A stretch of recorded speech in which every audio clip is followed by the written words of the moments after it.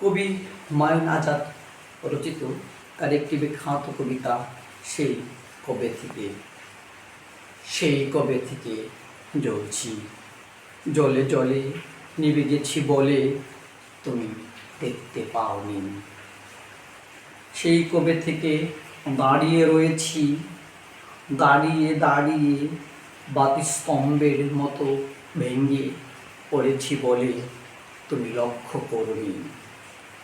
সেই কবে থেকে ডাকছি, ডাকতে ডাকতে শরৎতন্ত্রে ছেড়ে বোবা হয়ে গেছি বলে তুমি শুনতে পাওনি। সেই কবে থেকে ফুটে আছি, ফুটে ফুটে শাখা থেকে ঝরে গেছি বলে তুমি কখনো তোলোনি।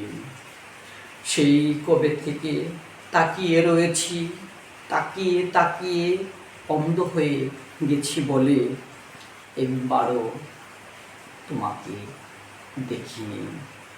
সবাইকে ধন্যবাদ।